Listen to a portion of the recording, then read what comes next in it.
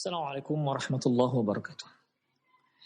Innal hamdalillah nahmaduhu wa nasta'inuhu wa nastaghfiruh wa na'udzu billahi min shururi anfusina wa sayyiati a'malina may yahdihillahu fahuwal muhtadi wa may yudlil falan tajida lahu waliyyan mursyida. Asyhadu an la ilaha illallah wahdahu la syarika lah wa asyhadu anna Muhammadan 'abduhu wa rasuluhu alladzi la nabiyya ba'dah. Wa qala Allah subhanahu wa ta'ala يا أيها الذين آمنوا اتقوا الله حق تقاته ولا تموتن إلا وأنتم مسلمون وقال عز من قال يا أيها الذين آمنوا اتقوا الله وقولوا قولا سديدا يصلح لكم أعمالكم ويغفر لكم ذنوبكم ومن يطع الله ورسوله فقد فاز فوزا عظيما يا أيها الناس اتقوا ربكم الذي خلقكم من نفس واحدة وخلق منها زوجها وبث منهما رجالا كثيرا ونساء واتقوا الله الذي تساءلون به والأرحام إن الله كان عليكم رقيبا أما بعد إن أصدق الحديث كتاب الله وخير الهدي هدي محمد صلى الله عليه وسلم وشر الأمور محدثاتها وكل محدثة بدعة وكل بدعة ضلالة وكل ضلالة في النار. Kaum muslimin dan kaum muslimat, para pemerhati Roja TV dan pendengar radio Roja dimanapun Anda berada, alhamdulillah kembali kita bertemu di kesempatan kali ini di tanggal 9 Dzulhijjah. Kita masih dalam judul acara yaitu Perjalanan Setelah Kematian yang kita ambil dari kitab Qiyamatus Sughra. Yang lalu telah kita bahas, ikhwah, tentang nasihat-nasihat kematian yang telah kita ambil dari ucapan-ucapan para ulama dan dalam kitab-kitab beliau, kitab-kitab mereka. Di sini juga disebutkan, ikhwah, azanallahu wa iyyakum, ya, tentang masih terkait dengan nasihat kematian. Kali ini disebutkan, diriwayatkan dari Ali bin Abi Thalib radhiyallahu anhu, di mana beliau berkata, irtahalatid dunya mudbiratan. Dunia akan pergi. Dunia akan pergi. Perhatikan, ikhwah, irtahalatid dunya mudbiratan. Dunia akan pergi. Artinya, ikhwah, pasti pergi. Sampai di sini Ali bin Abi Thalib menyebutkan dalam bentuk madi. Ya, dalam bentuk madi. Dunia pasti pergi. Padahal dunia yang sudah pergi adalah dunia bagi orang-orang yang sudah mati. Dunianya itu sendiri belum pergi di saat beliau mengucapkan ucapan ini. Dan dunia beliau juga belum pergi. Demikian. Tapi beliau menyebutkan irtahalatid dunya mudbiratan. Dunia pasti akan pergi. Wartahalatil akhirah muqbilatan. Dan akhirat pasti akan datang. Walikulli wahidatin banun. Masing-masing dunia dan akhirat itu ada banun. Banun ini yaitu anak-anaknya. Artinya ada orang itu, manusia itu yang merupakan anak-anak dunia, dan ada juga di antara mereka yang merupakan anak-anak akhirat. Artinya pengikut-pengikut setia. Ya, ada pengikut-pengikut setianya. Dunia yang pasti akan pergi, itu ada pengikut setianya. Demikian juga akhirat yang pasti akan datang, juga ada pengikut-pengikut setianya. Kemudian, wala takunu min abna'id dunya. Janganlah kalian menjadi anak-anaknya dunia, pengikut-pengikut setianya dunia. Fa innal yawma amalun la hisabah. Hari ini, nih sekarang nih zamannya dunia ini. Hari ini adalah hari untuk beramal. Wala hisab, belum ada hisab. Belum ada yang namanya penghisapan ataupun perhitungan amalan. Karena dia nanti ada di hari akhirat. Wa ghadan hisabun la amal wala amal. Dan besok, maksudnya di akhirat nanti, itu hanya ada hisab. Hanya ada perhitungan amalan. Dan tidak ada lagi Tidak ada lagi amalan di sana. Tidak ada lagi yang namanya ibadah. Tidak ada lagi yang namanya perbuatan baik. Ataupun perintah-perintah atau larangan-larangan. Tidak ada.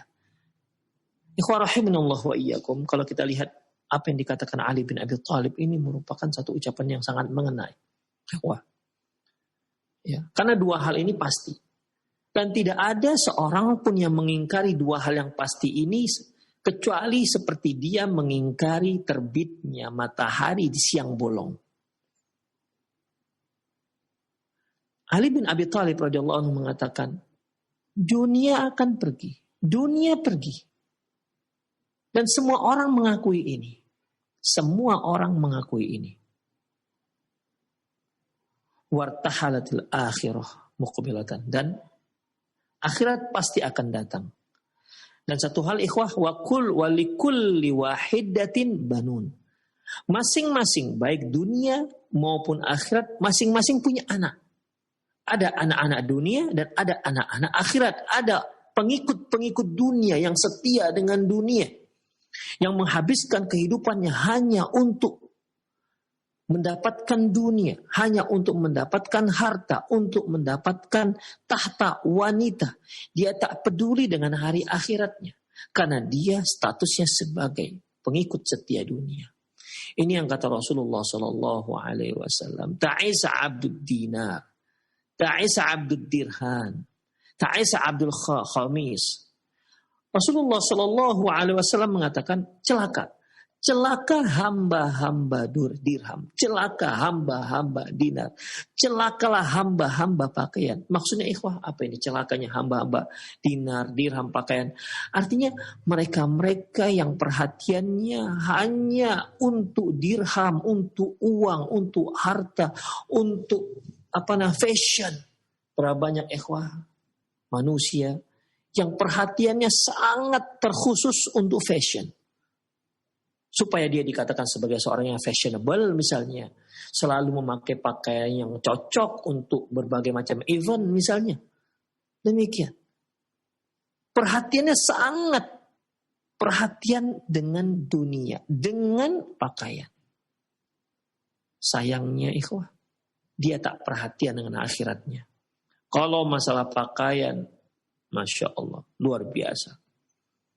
Kalau dia punya uang, apalagi kalau dia memang orang yang kaya, yang berpunya, orang yang have, ya, maka dia akan memakai pakaian yang branded, yang bermerek, yang mungkin hanya dengan kaos dalam saja atau kaos saja, sepotong kaos, baju kaos itu bisa nilai jutaan yang kalau kita beli di pasar tradisional, kaos itu harganya paling 35.000. Tapi tidak dengan merek itu. Tapi sama-sama baju kaos. Ini orang-orang yang sudah diperhamba oleh khamis. Diperhamba oleh pakaian. Demikian ikhwah. Ini yang Allah Subhanahu wa ta'ala katakan. Yang Rasulullah SAW katakan celaka. Ya, celaka. Kalau sudah seorang itu. Ta'isa, kata beliau. Ta'isa abdud dinar. Ta'isa abdud dirham. Ta'isa abdul khamisah. In a'ta radiyah. Apabila in u'tiya radiyah. Apabila dia diberi, dia ridho. Jadi keridoannya itu hanya terkait dengan masalah dunia. Kalau ada orang yang memberi dia, ada orang yang menyanjung dia, ada orang yang mengululukan dia, maka dia peridho dengan orang tersebut. Hanya semuanya masalah dunia. Ridhonya dia, kemarahan dia, ya. Wa in lam yu'ti wa illam yu'ta sakhit. Kalau nggak diberi, dia marah. Jadi marahnya dia, ridhonya dia, gembiranya dia, senangnya itu semua hanya terkait dengan dunia. Na'udzubillah min dzalik. Padahal Islam tidak menyuruh kita seperti itu. Tidak menyuruh kita seperti itu. Islam menyuruh umatnya agar semuanya karena Allah Subhanahu wa ta'ala. Man ahabba lillah wa abagha lillah wa mana'a lillah wa a'ta lillah faqad istakmal iman, kata Rasulullah.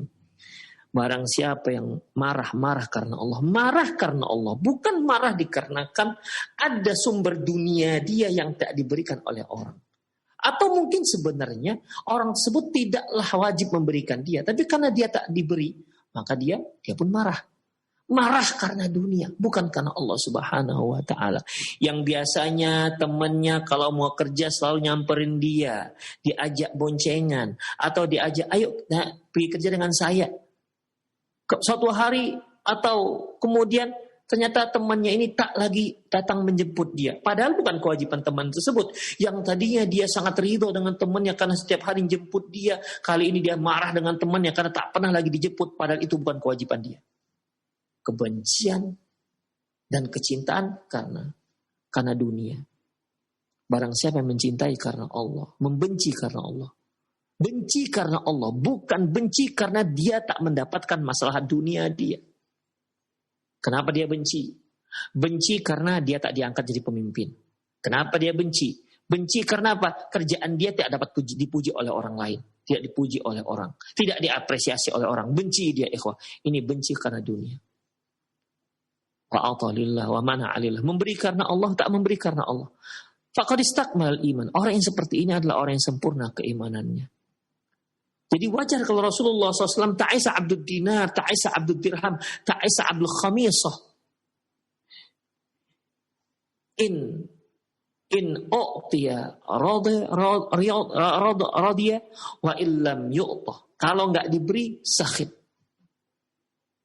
Inilah ikhwah rahimahullah wa iyyakum, ya, yang disebut dengan walikulli wahidatin banun. Masing-masing baik dunia maupun akhirat ada pengikut-pengikut setianya, di mana segala sesuatu dinilai dengan dunianya kalau dia adalah seorang yang pengikut-pengikut setia. Kemudian kata Ali bin Abi Thalib, waqunu wala taqulu min abna'id dunya. Jangan kalian menjadi seorang pengikut dunia. Seorang pengikut dunia itu ikhwah, hidupnya tak akan tenang. Tidak akan tenang. Akan muncul hasad, akan muncul kebencian yang tidak beralasan. Demikian ikhwah. Akan selalu berburuk sangka. Itulah kalau orang yang menjadi pengikut-pengikut setianya dunia. Fa'innal yawma amalun wala hisab. Hari ini kata Ali bin Abi Thalib hanya ada beramal, dan terus beramal. Belum ada hisab. Semua amalan yang kita lakukan dari sejak kita balik atau dari sejak kita kecil sampai kita mati, ya, belum ada dihisab. Belum dihitung, belum ditotal. Belum lagi kita itu dihitung amalan kita sehingga ketika ditotal apakah kita berhak mendapatkan surga atau malah kita menjadi orang yang dipurukkan, dicampakkan Allah Subhanahu wa taala ke dalam neraka. Na'udzubillah min dzalik. Hari ini beramal. Makanya ikhwah, para pemirsa sekalian, mumpung kita masih hidup, manfaatkan kesempatan kita sebaik-baiknya. Seperti hari ini, Masya Allah, ya, tanggal 9 Dzulhijjah. Ada salah satu syariat kita yang luar biasa, ikhwah. Sabda Rasulullah SAW, man shoma siyamu yawma Arafah, tukaffir sanata madhi wal baqiyah. Puasa hari Arafah, diampuni dosanya setahun sebelumnya, setahun setelahnya. Masya Allah. Hanya dengan satu hari puasa. Hanya dengan satu hari berpuasa, Allah ampunkan dosa kita 2 tahun. Tapi berapa banyakkah kaum muslimin yang melaksanakannya? Nanti, ketika kita sudah sampai pada babak berikutnya, wa ghadan, besok hisabun wala amal. Besok hanya ada hisab, hanya ada perhitungan, tidak ada lagi amalan. Disitulah ikhwah rahimanallah wa iyyakum. Ketika kita sudah masuk ke dalam kubur, dicabut nyawa kita oleh malaikat, maka orang-orang yang tak memanfaatkan kehidupannya dengan amal, dia akan katakan, qala rabbirji'un. Ya Allah, kembalikan kami ke dunia. Qala rabbirji'un. Kembalikan kami ke dunia. Untuk apa kamu mau ke dunia? Hanya satu keinginannya. La'alli amalu salihan fima tarak. Agar aku bisa kembali ke dunia, bisa beramal soleh yang pernah aku tinggalkan dahulu. Hanya itu permintaannya. Hanya itu. Dia dikembalikan ke dunia sama sekali tidak menginginkan harta benda. Bahkan kalau seandainya Allah kembalikan, Allah iyakan atau Allah kabulkan permintaannya. Kemudian di saat itu dia akan diberikan oleh Allah dunia dan seisinya. Dia tak akan menerima. Keinginannya hanya satu, yaitu la'ali a'malu sholihan fima tarak. Agar aku bisa beramal soleh. Beramal soleh yang pernah aku tinggalkan. Yang pernah aku sia-siakan. Tapi kata Allah, kalla, enggak. Nama sesungguhnya itu hanyalah ucapan mereka saja. Tidak akan ada. Orang yang sudah meninggal tidak akan dikembalikan ke dunia. Ikhwah wa misal sekalian. Sekarang waktunya kita beramal. Beramal. Belum ada hisab. Ghadan, besok. Hanya ada hisab. Tidak ada amalan. Tidak ada amalan, ikhwah. Di saat malaikat maut mencabut nyawa kita, terputus seluruh amalan kita. Kita tidak bisa lagi menambah amalan kita. Kecuali amalan-amalan yang memang termasuk dalam seperti sedekah jariah atau ilmu yang bermanfaat atau doa kaum muslimin, terutama doa anak kandung. Selebihnya tidak bisa, ikhwah. Amalan ini sudah tergantung pada orang. Iya kalau anak-anak kita mendoakan kita, kalau tidak. Iya anak kita teringat dengan kita. Kalau mereka sudah lupakan kita, ikhwah. Sekaranglah saatnya kita untuk beramal. Ghadan yaumul hisab. Besok hanya ada hisab. Hanya ada hisab. Bila amal, tidak ada lagi amal. Ini disebutkan dalam kitab Al-Mishkatul Masabih.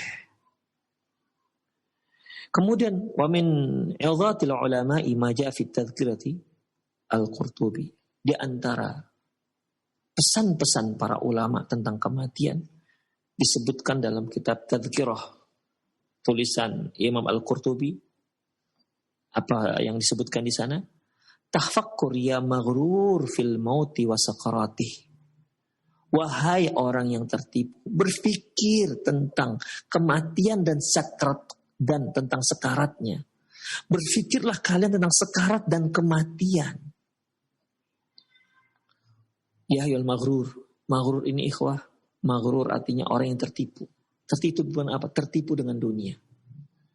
Sebagaimana firman Allah Subhanahu wa taala, "Wa mal hayatud dunya illa mata'ul ghurur." Kehidupan dunia itu hanya perhiasan yang menipu. Yang sebenarnya tidak ada harganya sama sekali jika kita bandingkan dengan hari akhirat. Mereka yang kaya raya, miliarder, di mana uang dan asetnya bisa ribuan triliun dolar. Tapi ternyata itu tidak ada harganya sedikit pun jika dibandingkan dengan mata'ul akhirah, dengan kehidupan dan dengan perhiasan akhirat. Coba bayangkan ikhwah, sungguh selendangnya bidadari di surga itu lebih berharga ketimbang dunia dan seisinya. Itu selendangnya. Makanya ini merupakan kehidupan dunia itu maghrur, ikhwah. Kenapa dikatakan maghrur? Orang-orang dikatakan maghrur, mereka yang hanya prinsip hidupnya untuk dunia, ini adalah orang-orang yang maghrur, tertipu dengan dunianya. Tidak semua orang kaya itu maghrur, ikhwah. Tidak semua orang-orang yang berpunya itu tertipu, enggak. Ada orang-orang kaya, tapi dia nggak tertipu. Kenapa? Karena prinsipnya tidak hanya dunia. Prinsipnya adalah dia banyakkan dunia untuk mendapatkan akhirat dia. Pernah satu kejadian di mana orang-orang fuqara Ansar, ya para fuqara Ansar datang kepada Rasulullah SAW mengadu. Mereka iri dengan orang kaya. Apakah iri dengan kekayaannya? Enggak. Tapi iri dengan amalan mereka. Apa kata orang-orang fakir Ansar Fuqara Ansar datang kepada Rasulullah SAW mengadu, ya Rasulullah, dhahaba ahlud dusur bin na'imil muqim wa bi rafi'id darajah. Ya Rasulullah, sungguh orang-orang kaya, orang-orang yang berpunya, mereka telah pergi membawa banyak pahala dengan derajat yang tinggi, dengan nikmat yang luar biasa. Faqal, Rasulullah berkata, "Famadak loh, kok bisa begitu?" Apa kata orang-orang fakir Ansar ini, ikhwah? Yusalluna kama nusalli. Mereka salat sebagaimana kami salat. Wa yasumuna kama nasum. Mereka berpuasa seperti kami puasa. Wa yatasaddaqun wa la natasaddaqun. Mereka bisa bersedekah, kami tidak bisa, kami orang fakir. Bahkan kebutuhan kami aja kurang. Tidak terpenuhi. Wa yu'tiqun wa la na'tiqun. Mereka bisa memerdekakan hamba, kami enggak bisa. Itu yang membuat mereka iri.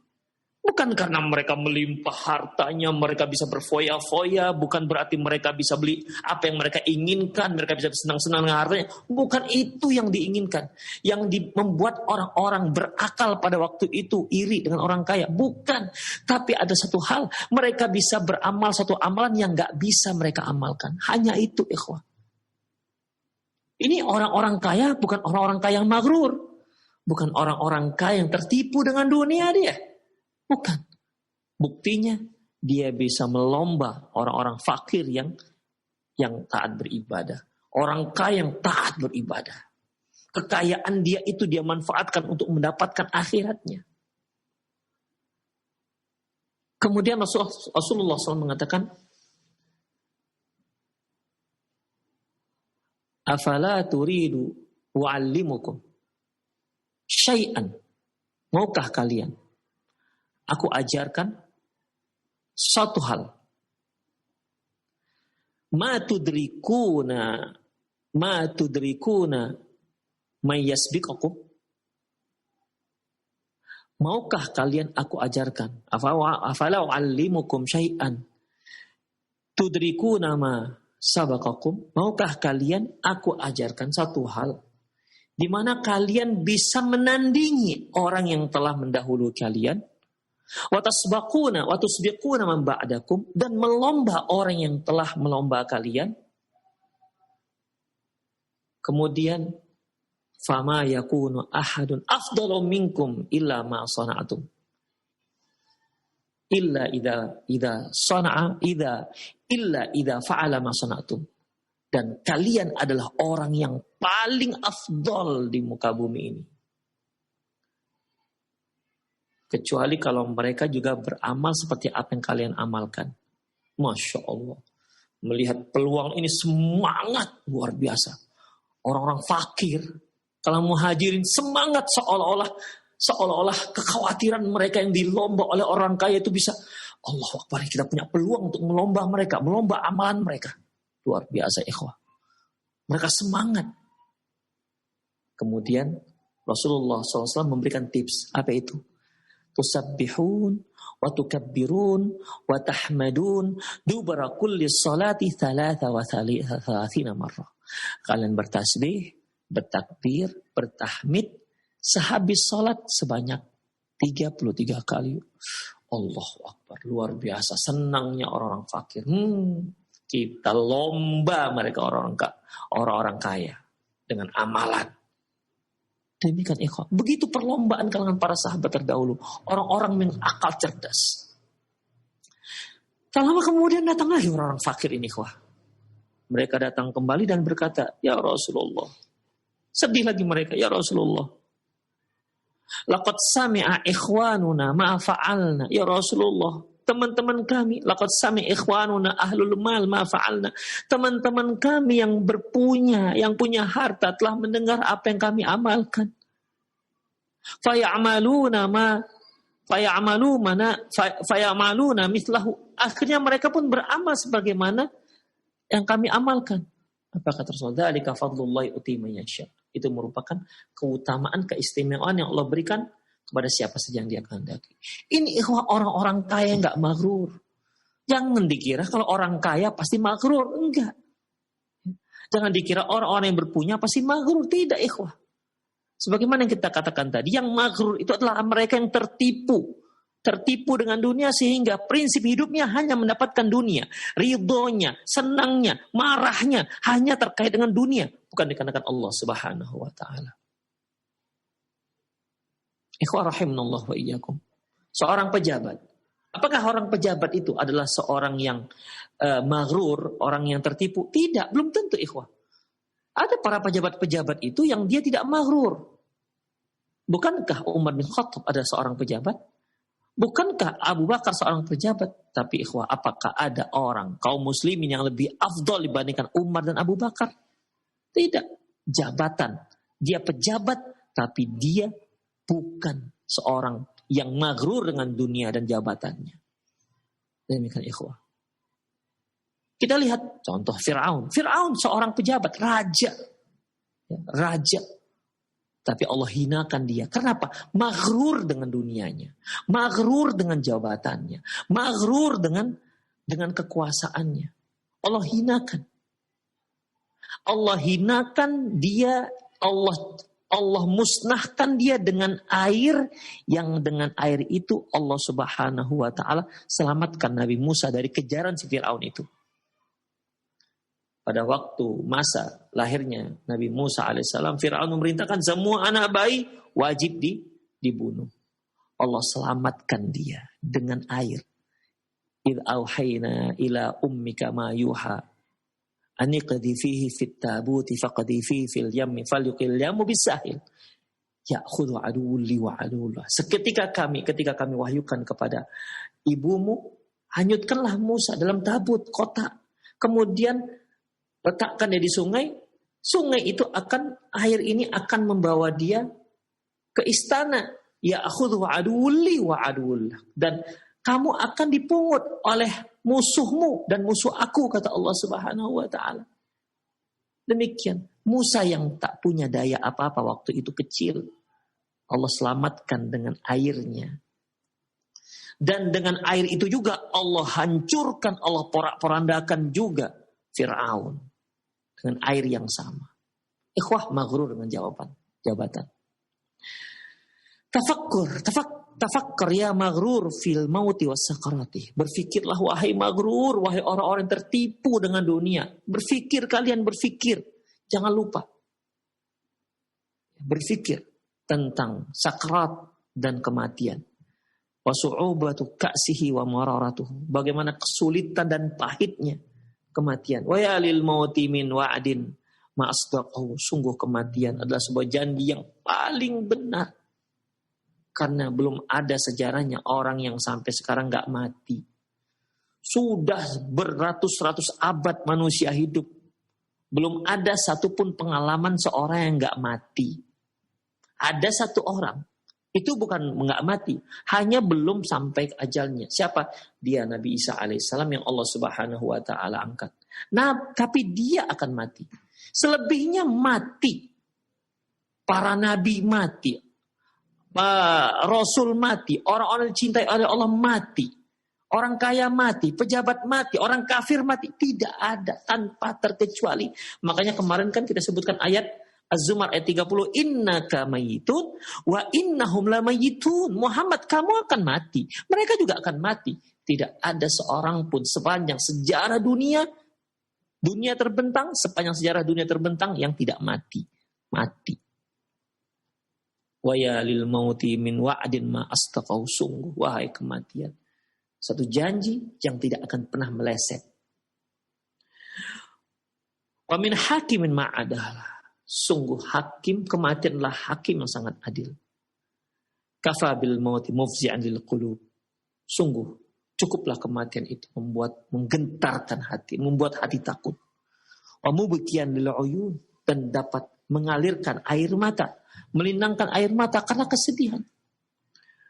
Mufarriqun lil jamaat, dan dapat memisahkan kita dengan kumpulan kita, jamaah-jamaah kita, handai tolan kita.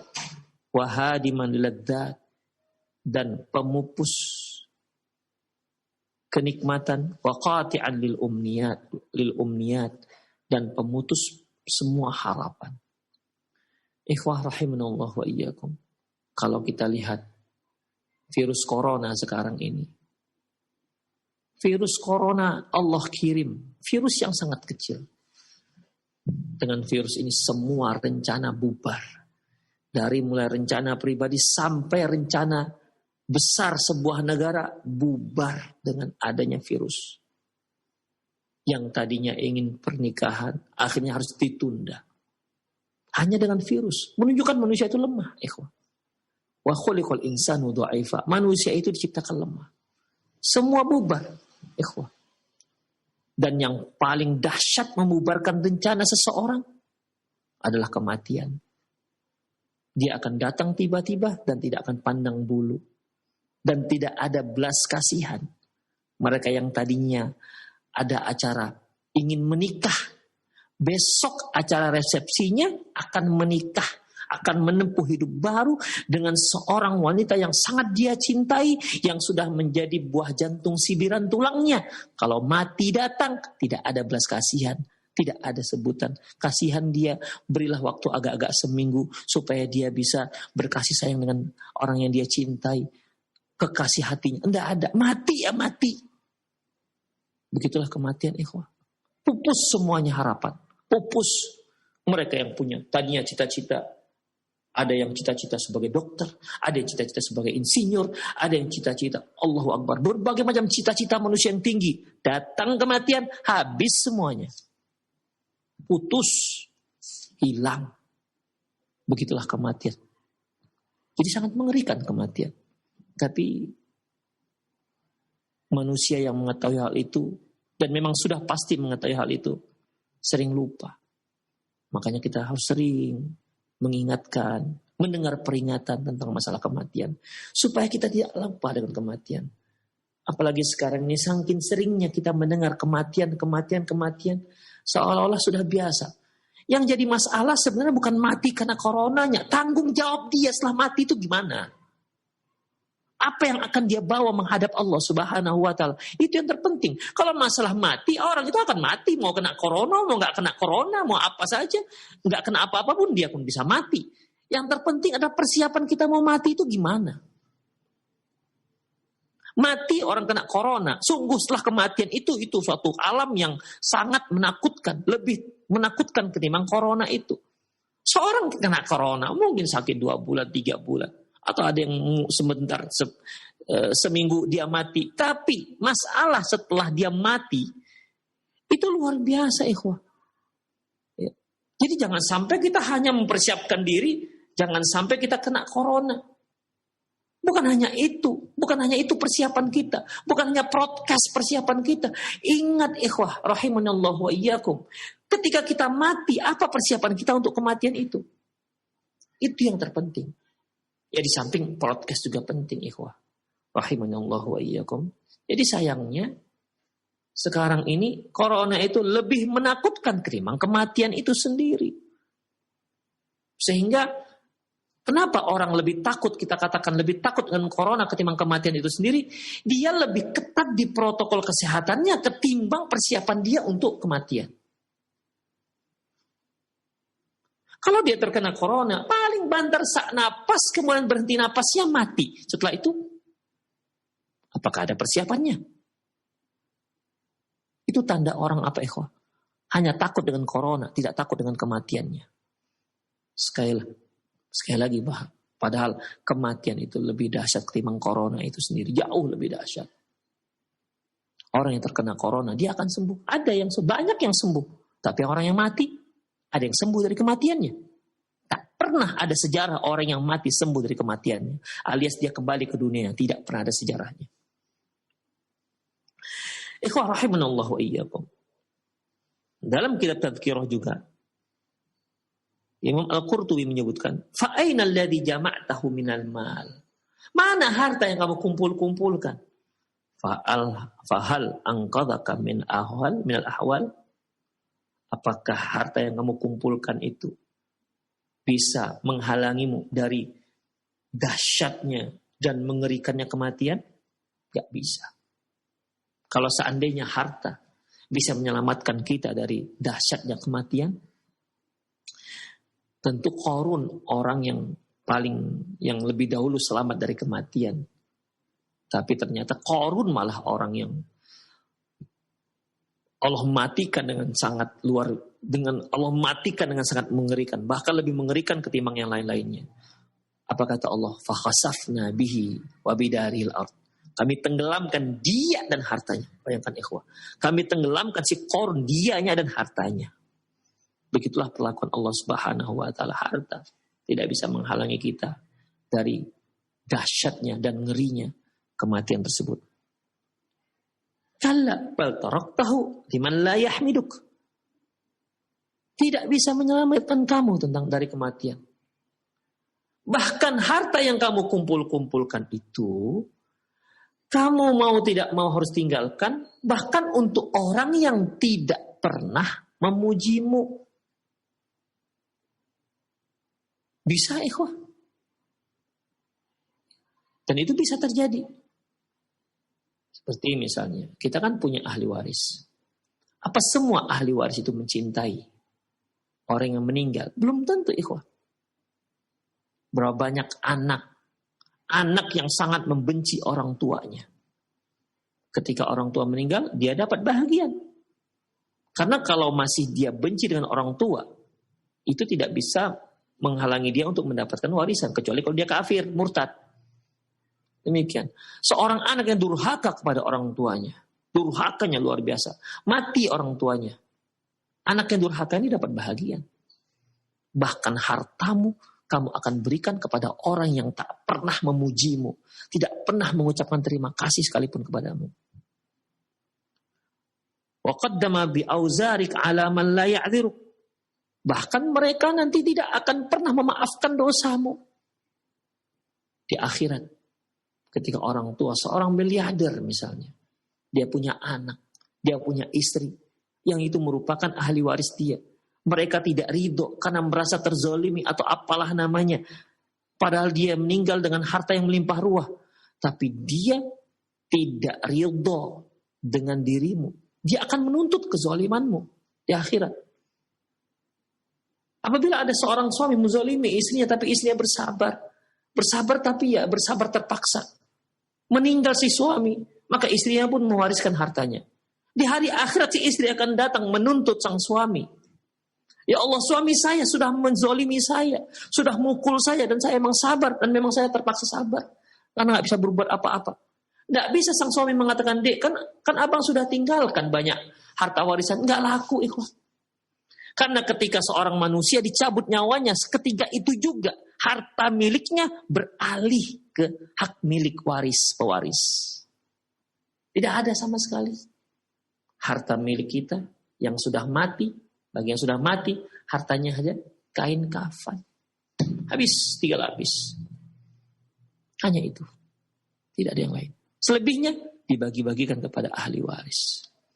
Harta, mobil yang mewah, rumah yang mewah, diberikan kepada ahli waris. Tanpa terkecuali. Selama dia mewarisi, mau dia sayang dengan kita atau tidak, mau dia nggak sayang, nggak ada cerita kategori itu. Semua mendapatkan.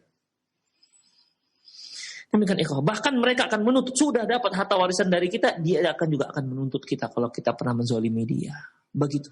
Begitulah ikhwah rahimanallah wa iyyakum. Kemudian ikhwah azinallahu wa iyyakum. Wa naqala al-Qurtubi rahimahullah an Yazid al-Riqashi.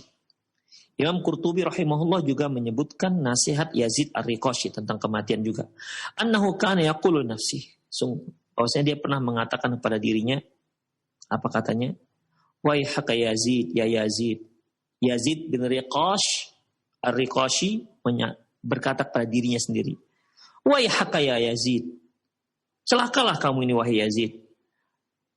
Man da yusalli anka ba'dal maut. Kalau kamu sudah mati, siapa yang mau melaksanakan ibadah salat kemudian diperuntukkan untukmu? Tidak akan ada. Karena memang tidak ada sholat diperuntukkan untuk orang lain. Wa man yasumu anka ba'dal maut. Setelah kamu mati nanti, siapa yang akan berpuasa untukmu? Man dha yarda anka rabbuk. Man dha yarda anka rabbak ba'dal maut. Apakah ada orang yang membuat Allah ridho kepadamu? Apakah ada orang yang bisa membuat agar Allah ridho kepadamu setelah kamu mati? Enggak ada. Demikian ikhwah. Summa yaqul, kemudian dia katakan lagi, ya ayuhan nas, ala tabakuna wa tanuhuna ala anfusikum baqi hayatikum, wahai manusia, tidakkah kalian menangis dan meratapi diri kalian sendiri di sisa usia kalian? Minal qabri talibuh, sungguh kuburan terus mengintai. Kuburan terus mengintai, kematian terus mengintai, ikhwah. Kita nggak tahu, bahkan sering saya ulang-ulang. Bahkan semua kita yang mendengar kajian ini, tidak ada seorang pun yang berani menjamin bahwasanya 2 menit ke depan dia pasti hidup. Tak usah 2 menit ke depan, 1 menit ke depan, tidak ada seorang pun yang menjamin bahwa dia pasti hidup. Tak ada yang berani. Kemudian ikhwah, wal qabru baituh, kuburan adalah rumahnya. Wat turabu firashuh, tanah itu menjadi tempat tidurnya. Wad dudu anisuh, dan cacing akan menjadi temannya. Wa huwa ma'a hadza yantadhirul fazl akbar. Dalam kondisi seperti itu, dia pun sedang ketakutan sambil menunggu hari kiamat. Kaifa yakunu haluh? Bagaimana kondisinya pada saat itu? Seperti itu. Bagaimana kondisi manusia pada saat itu? Seperti itu. Ikhwan rahimanallah wa iyyakum. Kemudian terakhir, wa min idhatis sahabi al-jalil Abi Darda. Di antara nasihat sahabat tentang kematian, yaitu sahabat yang mulia Abu Darda, qaulu, dia berkata, adhaqani thalathun wa abkani thalathun. Ada 3 hal yang membuat aku tertawa dan juga 3 hal yang membuat aku menangis. Adhaqani mu'ammilud dunya wal mautu yatlubuh. Yang membuatku tertawa, pertama, mereka penuntut dunia, padahal kematian menuntut dia. Mereka yang bercita-cita besar terhadap dunia, padahal kematian itu mengintainya. Begitulah dunia, ikhwah. Ya. Dan begitulah manusia. Ikhwah, semua manusia kan sudah tahu dia akan mati. Tapi tetap saja dia bercita-cita kan. Seorang lelaki yang sudah masuk dalam usia nikah, bukankah dia bercita-cita ingin menikahi dengan wanita idamannya, wanita yang sempat merebut hatinya dan menawan jantungnya? Bukankah itu sebuah cita-cita bagi dia? Ya, cita-cita. Tahu nggak dia bahwasanya kematian ada, senantiasa mengintainya? Tahu. Tapi ikhwah, itulah suatu hal yang membuat tertawanya Abu Darda. Dia bercita-cita, tapi dia tahu kematian itu senantiasa mengintainya. Yang jika dia kedatangan kematian, hilang cita-citanya. Bahkan wanita yang sudah mencintai dia, artinya dia ingin menikahi seorang wanita bukan dengan wanita yang sudah dia cintai, bukan dia bertepuk sebelah tangan, tapi dia juga berbalas cinta dari wanita tersebut. Itu cita-cita dia, agar bersama bergandengan tangan menuju Allah dengan kepelaminan agar mendapat ridho Allah Subhanahu wa taala. Cita-cita ini bisa bubar dengan datangnya kematian, habis. Seorang bercita-cita, mungkin dia bercita-cita sebagai seorang spesialis ini, misalnya dokter spesialis jantung, spesialis bedah saraf, spesialis bedah apalah namanya, ya. Itu kan cita-cita untuk sekian tahun. Dia tahu bahwa dia akan mati. Kalau datang mati, hilang cita-citanya, habis. Tidak ada seorang pun yang berharap lagi dia mendapatkan cita-citanya, apalagi dia. Kemudian, ghafilun laisa lahu maghful anhu.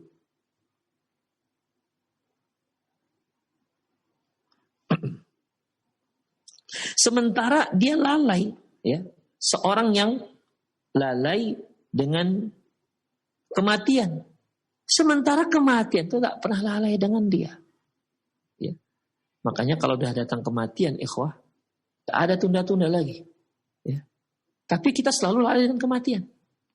Kita lalai terhadap kematian Kematian tak pernah lalai pada kita. Dhahikun bimali'i fih wa huwa la yadri aradiyallahu am sakhitah.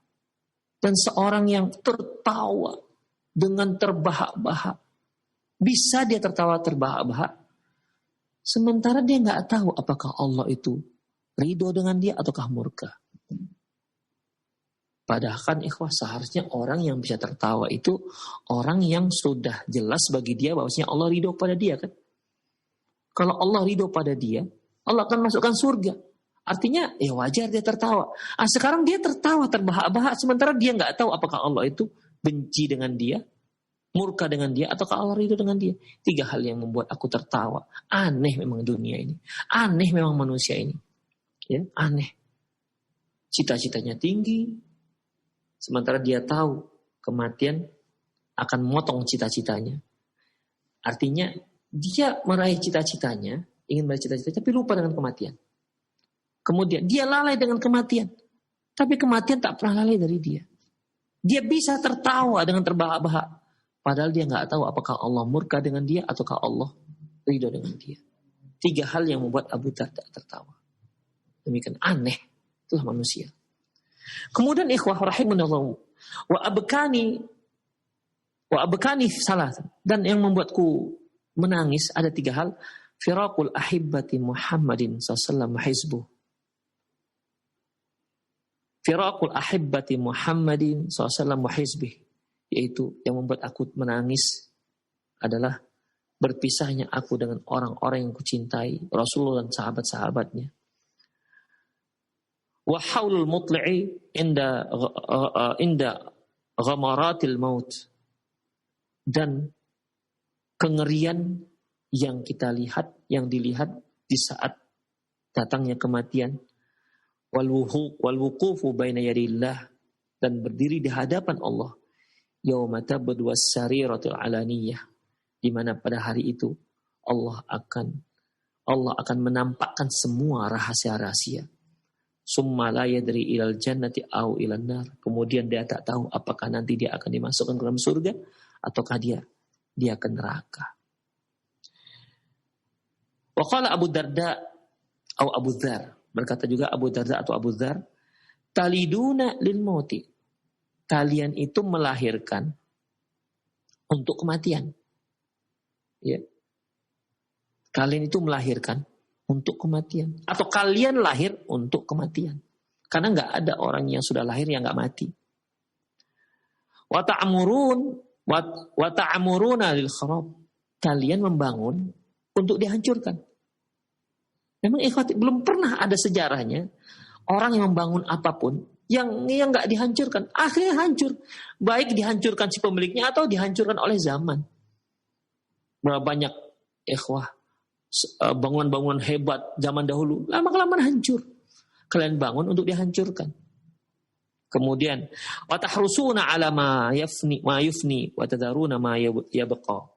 Kalian berupaya rakus dengan apa yang sebenarnya fana, akan hilang, tapi kalian tinggalkan apa yang sebenarnya dia adalah kekal. Maksudnya akhirat. Kalian mati-matian mencari dunia, sementara dunia akan fana. Dunia itu fana, tidak kekal. Sementara yang kekal kalian lalaikan. Kalian tidak pernah mencarinya. Kalian tinggalkan yang namanya sesuatu yang sifatnya kekal. Itulah ikhwah rahimani Allah wa iyyakum.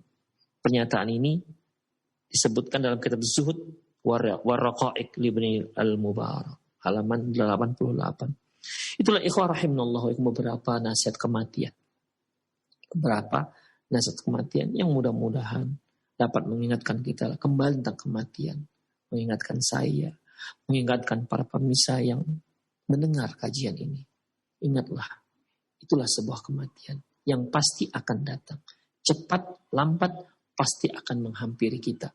Tanpa pilih bulu, tanpa ada rasa kasihan, belas kasihan, dan tanpa ada tunda-tunda. Tanpa ada tunda-tunda. Semoga Allah Subhanahu wa taala senantiasa menjadikan kita manusia-manusia yang mempersiapkan diri kita untuk suatu hal yang pasti datang. Dia adalah kematian. Demikian. Aku qouli hadza wa astaghfirullah li wa lakum wa lisal muslimin innahu wal ghafurur rahim. Nah. Alhamdulillah, jazakumullah khair kami sampaikan kepada Al-Ustaz Ali Nur, hafizakallahu ta'ala Ustaz. Ya, atas kajian dan nasihat yang sangat bermanfaat terkait dengan perjalanan kematian seorang hamba Allah Subhanahu wa taala. Dan pendengar serta pemirsa Pemerhati Radio Roja, kita berikan kesempatan bagi Anda ada beberapa waktu untuk bersoal jawab dalam pembahasan di pagi ini terkait dengan nasihat kematian, dan kita berikan kesempatan di line telepon. Assalamualaikum warahmatullahi wabarakatuh, Ustaz. Waalaikumsalam warahmatullahi wabarakatuh. Ahlan. Dengan siapa? Bapak di mana? Dengan Pak Mulyono di Medan. Baik, Pak Mulyono di Medan, silahkan. Terima kasih, Ustaz. Sebelumnya, semoga kita semua dihindari oleh penyakit COVID yang melanda seluruh dunia. Amin, ya rabbal alamin. Amin ya Allah. Gini, Ustaz. Jadi saya pernah mendengar di dalam satu pengajian mengenai kiamat sugro, yaitu dari hadis Jibril yang mengatakan bahwa ketika malaikat Jibril menanya ke Nabi SAW apa tanda-tanda kiamat, lalu Nabi SAW menjawab, apabila ada budak yang melahirkan tuannya. Jadi pertanyaannya, apakah ada zaman sekarang ini budak, Ustaz? Baik, itu saja Pak Mulyono. Demikian Ustaz. Semoga bertambah ilmu kami, Ustaz. Amin. Assalamualaikum warahmatullahi wabarakatuh. Waalaikumsalam warahmatullahi wabarakatuh. Jazakallah khair Pak Mulyono. Kita akan simak jawabannya. Silakan Ustaz. Barakallahu fiik wa jazakumullah khairan. Mengenai salah satu tanda hari kiamat di mana Rasulullah sallallahu alaihi wasallam ketika didatangi oleh seorang yang disebutkan dalam hadis syadidu biyadi thiyab wa syadidu sawadi sya'r la yura alai atharus safar wa la ya'rifuhu minna ahad. Seorang datang berpakaiannya sangat putih dan rambutnya juga sangat hitam dan tidak ada seorang pun yang tahu. Wa la yura alai atharus safar, tak terlihat dia seorang musafir. Karena kalau seorang musafir itu kan dahulu itu ya acak-acakan, pakaiannya berdebu. Kalau nggak musafir, berarti dia adalah penduduk setempat. Tapi begitu pun wala ya'rifu minna ahadun. Tapi tak ada pula seorang pun di antara kami yang tahu. Dibilang musafir tidak, dibilang penduduk tempat juga nggak ada yang kenal. Makanya satu hal yang aneh. Ya. Fa'asnada rukbatayhi ila rukbatayhi wa wada'a kaffayhi ala fakhidayhi. Dia pun mendekat dengan Rasulullah SAW. Dia bertanya tentang Islam, bertanya tentang iman, bertanya tentang ihsan, dan terakhir yang dia tanyakan, ya Muhammad akhbirni anis sa'ah. Ya Muhammad, beritahukan aku tentang hari kiamat. Rasulullah sallallahu alaihi wasallam menjawab, mal mas'ulu anha bi'a'lama minas sa'il. Sesungguhnya orang yang ditanya tidak lebih tahu ketimbang yang bertanya. Lantas orang ini bertanya lagi, kalau begitu fa'akhbirni an amaratiha. Beritahukan kepada kami tentang tanda-tandanya. Inilah yang disebutkan Bapak Mulyono tadi. Di antaranya yaitu antalidu amata rabbataha, yaitu seorang hamba sahaya akan melahirkan tuannya. Para ulama menyebutkan beberapa hal tentang masalah ini. Ya. Pertama, mereka katakan bahwasanya ini menunjukkan sangkin banyaknya pada waktu itu pertempuran. Ya.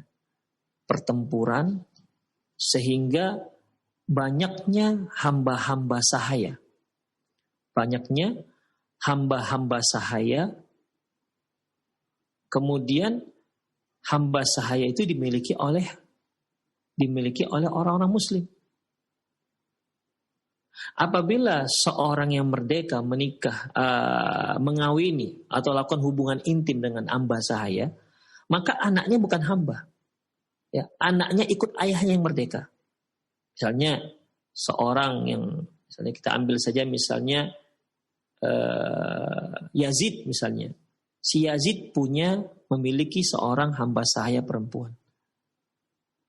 Walau tanpa akad pernikahan dia boleh lakukan hubungan dengan si si hamba sahaya ini.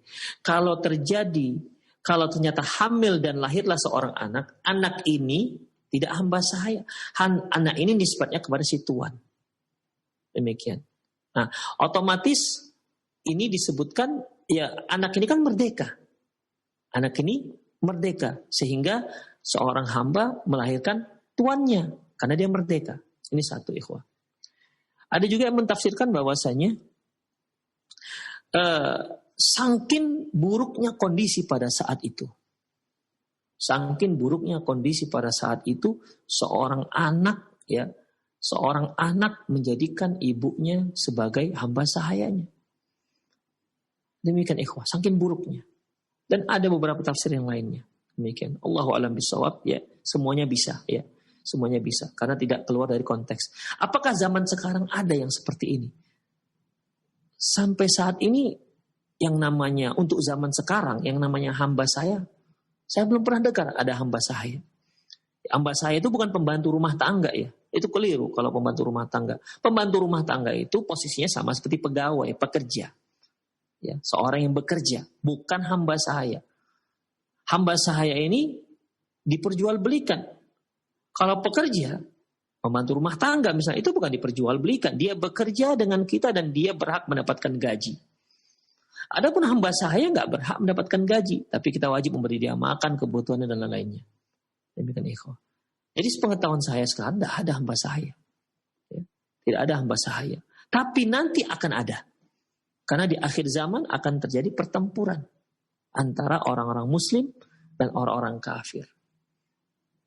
Terutama akan memerangi orang-orang Yahudi. Yang nanti kaum muslimin akan mengalahkan tentara Yahudi dan Yahudi akan kocar-kacir sehingga dia bersembunyi di balik-balik batu. Batu itu akan mengatakan, "Ya muslim, wahai muslim, di belakangku ada orang Yahudi, bunuh dia." Demikian. Di situ akan muncul, ya, akan ada nanti yang namanya hamba sahaya. Allahu a'lam bishawab. Kalau sekarang belum ada yang namanya, belum pernah dengar adanya hamba sahaya. Demikian. Allahu a'lam bishawab. Naam. Jazakumullah khair Ustaz atas penjelasan dan jawabannya. Barakallahu fiik. Dan demikian Pak Mulyan di Medan. Semoga ini menjadi jawaban bermanfaat dan pencerahan bagi kita semua. Kita angkat kembali pertanyaan dari pesan singkat ya untuk yang sudah masuk. Assalamualaikum warahmatullahi wabarakatuh Ustaz. Dari pendengar kita di Kuningan dan yang lainnya.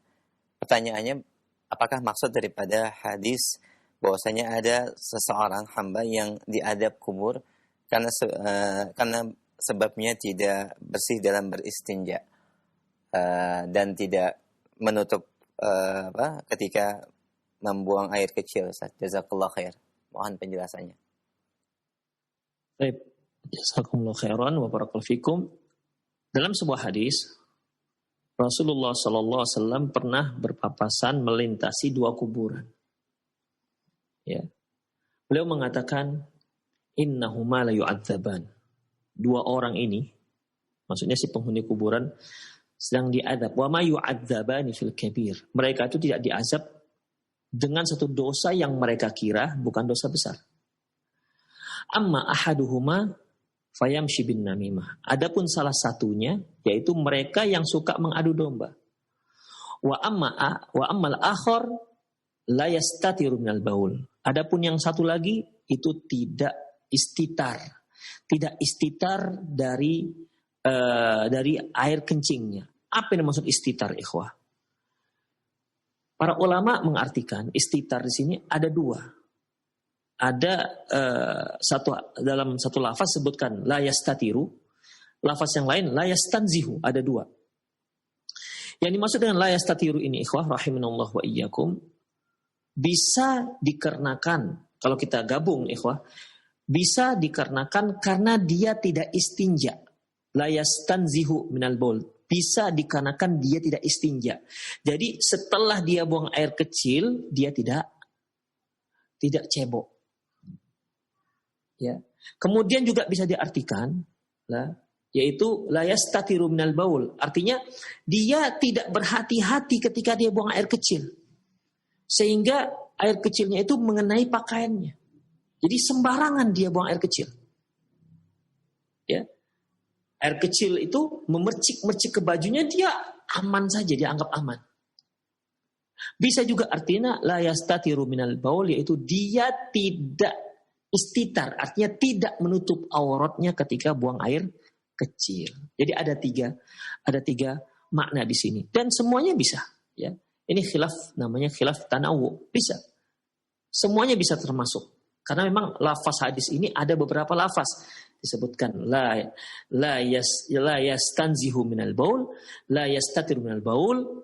Ya, ada lagi yaitu mereka tidak la yastanzi, tidak istinja. Demikian ikhwah. Jadi ada 3. Allahu a'lam bishawab. Ya, ketiga-tiganya makna ini ya saling mendukung. Artinya ya ketika kita buang air kecil, hendaklah kita cari tempat yang tertutup. Kemudian jangan sembarangan buang air kecil. Ya, di tempat sembarangan sehingga air seninya itu memuncrat ke pakaian kita, dan kita abaikan saja. Seharusnya kita basuh. Dan juga yang ketiga yaitu ketika kita setelah buang air kecil, maka seharusnya kita istinja. Ya, seharusnya kita istinja. Demikian, Allahu a'lam bishawab. Demikian para pemerhati Roja TV dan pendengar radio Roja di mana-mana Anda berada. Semoga kajian kita tadi bermanfaat dan dapat mengingatkan kita kembali tentang kematian. Fadzakir fa inna dzikra tanfa'ul mu'minin. Allah mengatakan ingatkan. Hari-hari kita mendengar kematian, hari-hari mendengar kematian. Tapi jangan sampai kematian itu menjadi satu hal yang biasa, sehingga tidak menjadikan itu sebagai peringatan bagi kita. Padahal kita akan menempati posisi orang tersebut. Hari ini kita mendengar seorang meninggal dunia. Suatu hari kita akan menempati posisi itu. Suatu hari kita yang akan diumumkan oleh orang lain akan kematian kita. Dan itu pasti adanya. Semoga Allah Subhanahu wa taala memberikan kita husnul khatimah. Semoga Allah Subhanahu wa taala memberi kita inayahnya, pertolongannya agar kita bisa senantiasa mengingat kematian dan tentunya mempersiapkan kematian itu dengan sebaik-baiknya. Demikian aku qouli hadza wa astaghfirullah li wa lakum wa lisal muslimin innahu wal ghafurur rahim. Lebih kurang mohon maaf. Assalamualaikum warahmatullahi wabarakatuh.